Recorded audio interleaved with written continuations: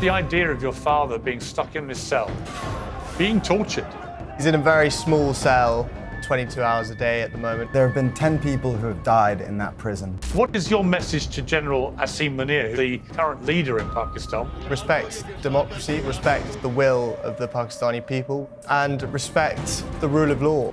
Trump has a great relationship with our father and vice versa. Thank you very much. If anyone can make a difference, he can.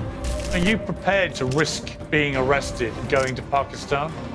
On one side, we just want to see him. It's been too long since we've spoken to him. Do you fear that he may die in there? There's so many ways for them to plot some kind of assassination. Pakistan's former Prime Minister Imran Khan has now been in jail for almost 2 years. He's currently serving a 14-year sentence on corruption charges he's always denied. His wife Bushra is serving 7 years. Reports suggest that both Khan and his wife are now being kept in harsh and degrading conditions, which amount to political persecution. And that Bushra has been gravely unwell. Well, Khan and his party remain hugely popular in Pakistan, and the case has roiled the country, which Khan claims is living under an undeclared martial law. Well, joining me from our studio in London are Imran Khan's two sons, Sulaiman and Kasim. Well, welcome to both of you to Uncensored. I said this to your dad when I last interviewed him. When I was about 10 years old, I was a fan of Sussex County Cricket Club and used to bowl at your dad in the nets when he played at Sussex. And all I remember about him was he was an incredibly kind-hearted, generous man then as a cricketer who allowed kids to bowl him in the net. So, I go back a long way with your dad in his other incarnations as a great cricketer. For you guys, I know you both love your cricket, but for you guys, just on a human level, let me start with you, Sulaiman, if I may.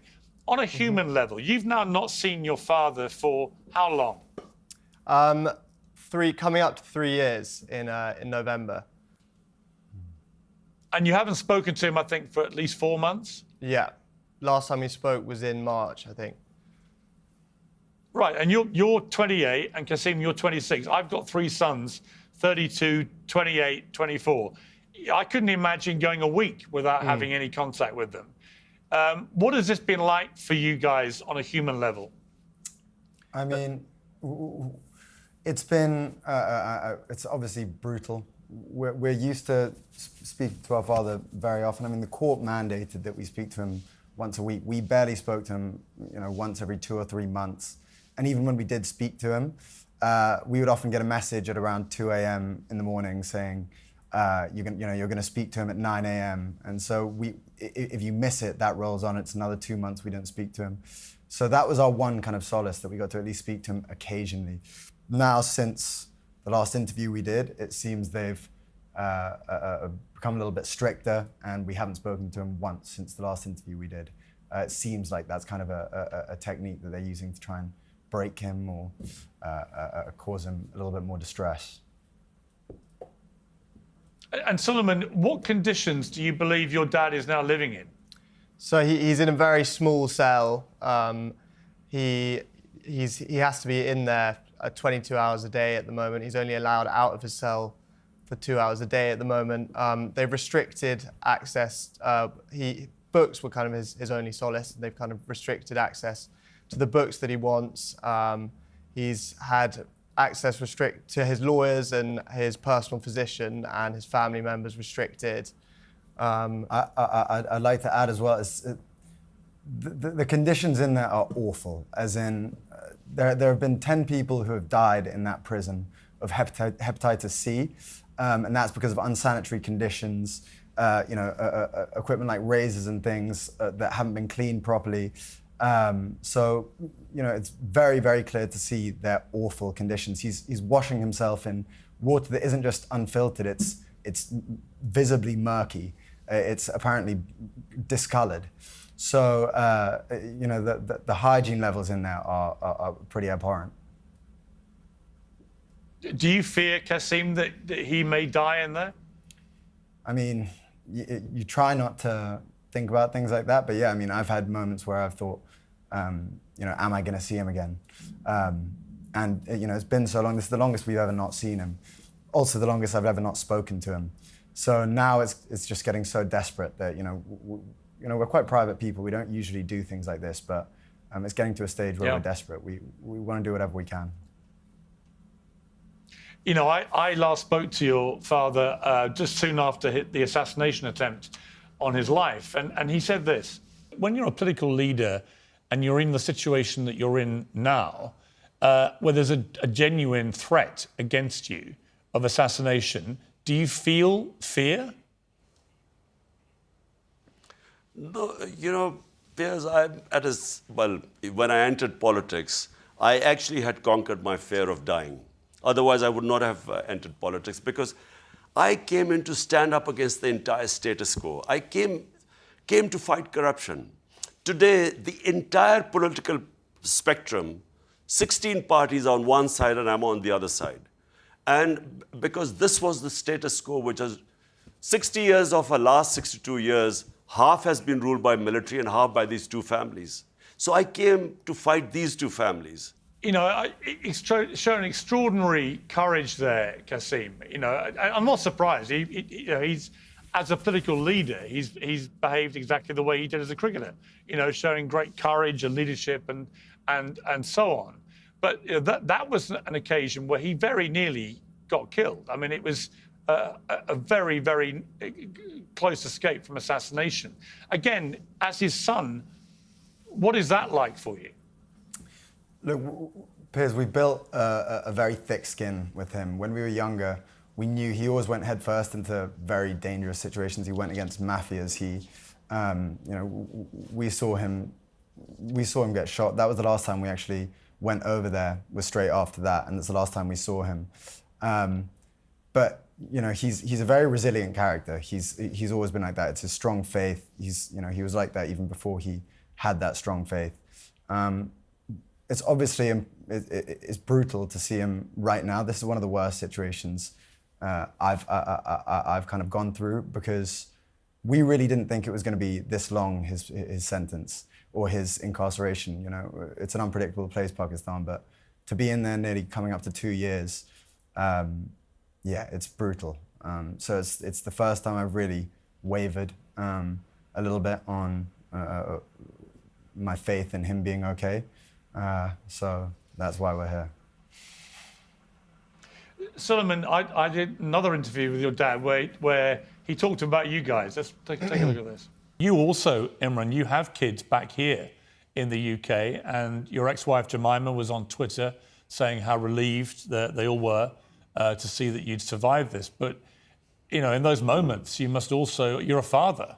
You know, what were your thoughts once you knew you'd survived about your sons? Did you want to speak to them quickly? Because obviously they would hear about it perhaps before you could even talk to them. I went to the hospital, 2 hours drive. The moment I got there, then I spoke to my sons. And of course, I spoke to my wife, both of them. My wife actually was remarkable. You know, the fact that I was saved, she was quite relieved. But my boys were sort of quite worried. And I hope to see them soon. I mean, are they keen for you now to stay out of the public eye? Is that on your mind, your sons and how they feel? My sons, when they were younger, I'm talking about my older son was very sensitive. So when they were about 8, 9 years old, my older son, that's when he used to worry a lot, you know, and he always wanted me out of politics. But, I feel that, we human beings have a responsibility to our society. And this is the spiritual way of life. There are two ways. One is material yourself. The other is the spiritual.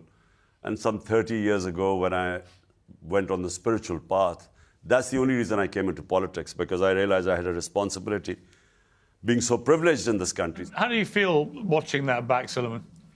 Well, it's completely true. When I was younger, sort of 9, 10, we'd constantly hear about his life being in danger, and I'd always beg him to leave politics, live a more comfortable life, maybe living off the back of his cricket career. But as we've got older, as he's got more successful in politics, I've kind of learned that, and also just getting older and understanding these things a bit more, He wouldn't be happy if he wasn't doing what he's doing. Even if he was living a comfortable life with us in the UK or in Pakistan, he genuinely wouldn't be happy if he wasn't trying to make a change over there.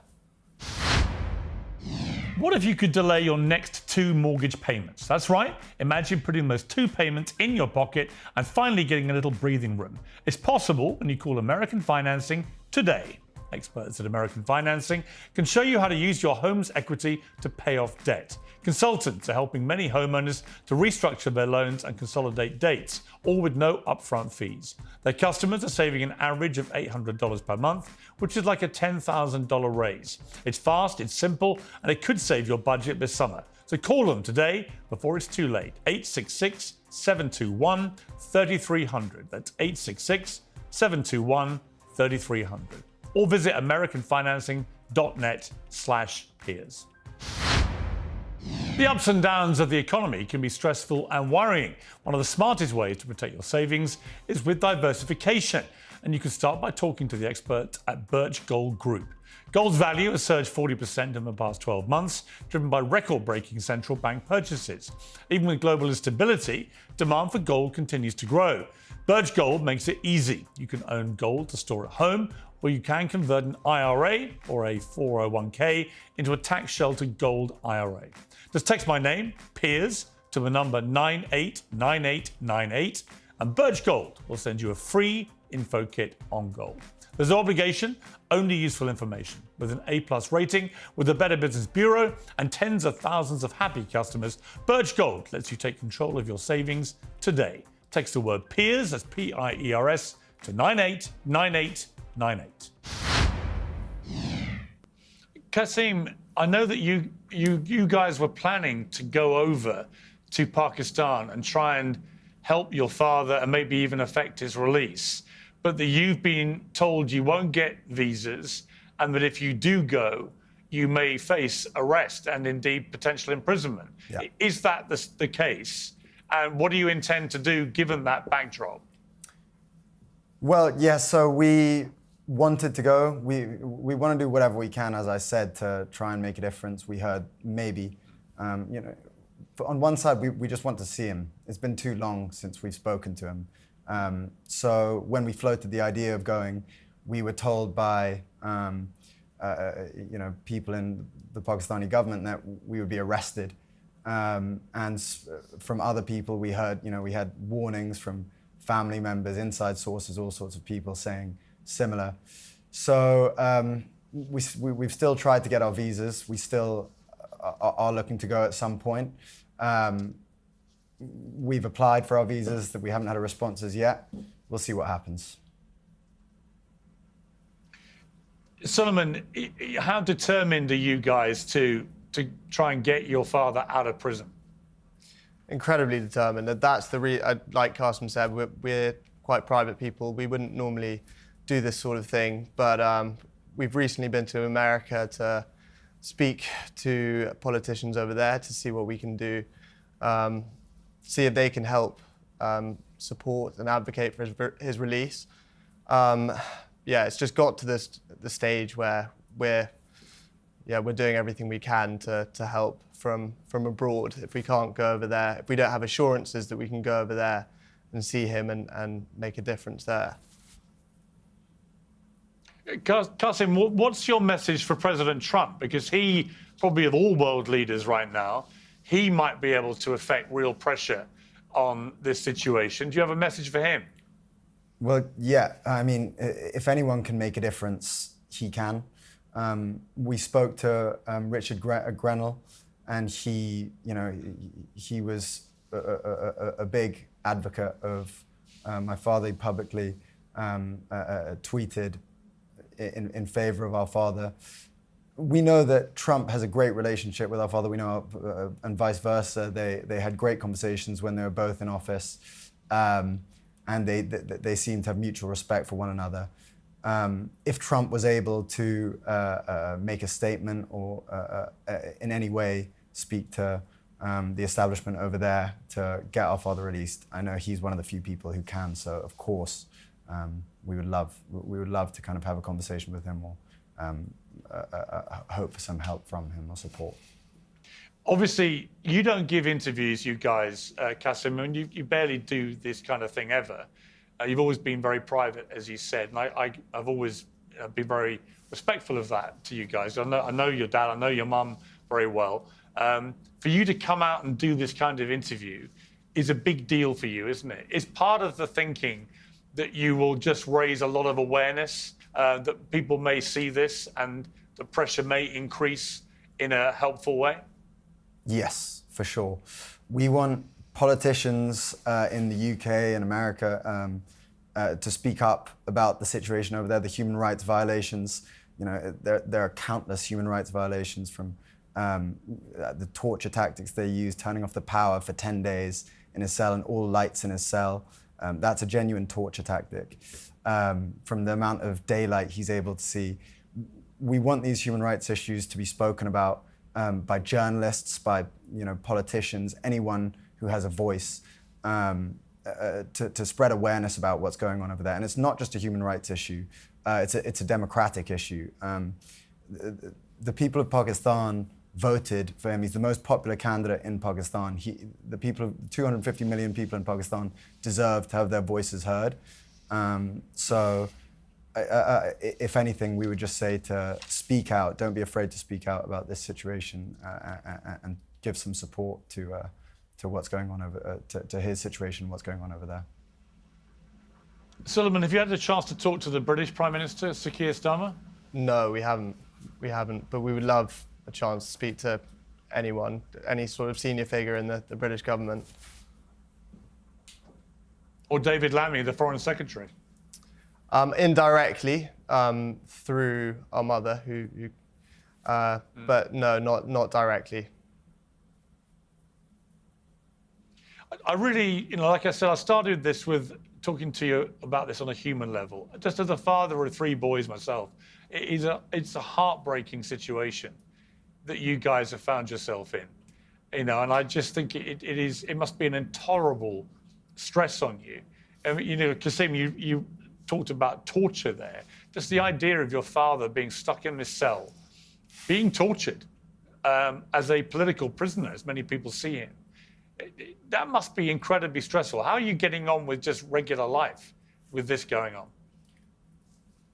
I mean, it's difficult. You have to disassociate to a certain degree. I get on with my work. I'm busy. I run a company here, so I try and just focus on my day-to-day. But at moments like this, you have to realize that everyone has a duty in their life, and we're born into a lot of privilege.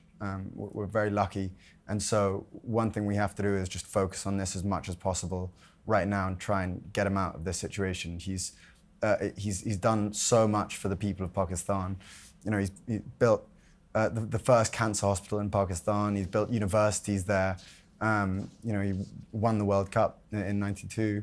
The people of Pakistan adore him, and for good reason. And the least we can do is, as sons, is try and speak up about this and try and make some kind of impact. So even if it is a little bit painful, speaking about it is the very least we can do. And Sulaiman, he's been convicted in Pakistan of corruption charges, as has his wife. What is your response to that? Well, I think anyone who knows him knows that he's not a corrupt person. If he was truly corrupt, he's been offered multiple times to join one of the established parties, and he could have just enriched himself that way, as they have. Instead, he chose to start his own party 30 years ago. Took him 20 years to even be taken seriously in politics. And he could have lived a comfortable life, like I've said, off the back of his cricket career.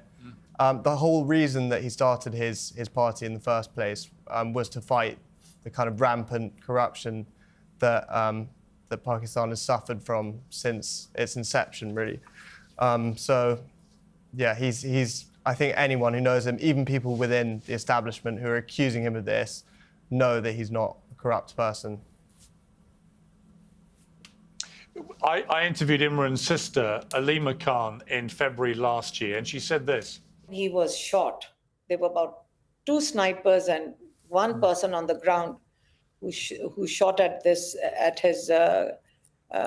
rally. But then there was another attempt when they barely made it out of the judicial complex, but they had snipers on the rooftops. They were going to shoot at them. That was about to be a second attempt. So it's not that it's 2 attempts. And in jail, maybe we were worried about his safety in jail. Like, is he safe in jail? Will they poison him? So there's always a concern. But I think he's helped all of us come through the past few months. And we feel, well, if you're going to die, then it's going to be a big contribution towards a cause. I mean, there she was raising the spectre of somebody potentially poisoning him, Kasim. I mean, the problem is he's kind of defenseless in there, isn't he? He's on his own, he's defenseless. It's a very vulnerable place for him to find himself. Yeah, completely. It's horrible thinking about him in that cell. When you hear the stories about it just getting worse and worse, what really was quite painful to hear was recently hearing about him losing a lot of weight. The heat over there is unbearable, and we know he doesn't have any air conditioning, he doesn't have any fan. And so he's stuck in this small solitary confinement cell in blazing heat. And losing weight is just not a good sign for someone who's in their 70s, who's been shot recently 3 times. It's the health risks are massive. So there's so many ways for them to plot some kind of assassination. They have complete control, and it's extremely distressing. Yeah, I mean, Sulaiman, that is what would be really concerning me if I was in your shoes, is that there's already been assassination attempts on his life. He got his sister talking about potential poison plots and so on. None of this is far-fetched. This kind of thing, I remember meeting Benazir Bhutto a few months before she was assassinated. This is part of life, in political life in Pakistan, sadly. What is your message to General Asim Munir, who's the current leader in Pakistan? What's your message to him about what's happening with your father? I would say respect democracy, first of all, respect the will of the Pakistani people, which was clear despite huge rigging in the general election in February last year, and respect the rule of law, and give him a proper, fair trial. That would be my message, I think. And Kasim, are you prepared, you guys, to risk being arrested and going to Pakistan? Yeah, for sure. We've been attempting to go for a little while. We're looking through whatever we can. So what will be will be. We'll see what happens, but we 100% will be going at some point, whether he likes it or not. Well, listen. Yeah, I greatly appreciate you coming on Uncensored. I've been very moved by your plight. I've talked to your mother a lot, as you know, about this. I feel a long-time affinity with your dad. Like I say, he was very kind to me when I was a young lad, and I haven't forgotten that. And it was fascinating watching him go into politics and a whole different world. But it's a very dangerous position that he now finds himself in. And I just hope and pray that at some stage, sooner rather than later, common sense prevails and you get your dad back, or at the very least you get to see him and talk to him and interact with him, because it must be just for yourselves, never mind him, a form of torture that's going on. So Kasim and Sulaiman, thank you both very much indeed. Thanks so much for having us on. Really appreciate it. Thank you, Piers. Well, best of luck to you in your campaign. Piers Morgan Uncensored is proudly independent. The only boss around here is me. If you enjoy our show, we ask for only one simple thing. Hit subscribe on YouTube and follow Piers Morgan Uncensored on Spotify and Apple Podcasts. And in return, we will continue our mission to inform, irritate and entertain. And we'll do it all for free. Independent, uncensored media has never been more critical, and we couldn't do it without you.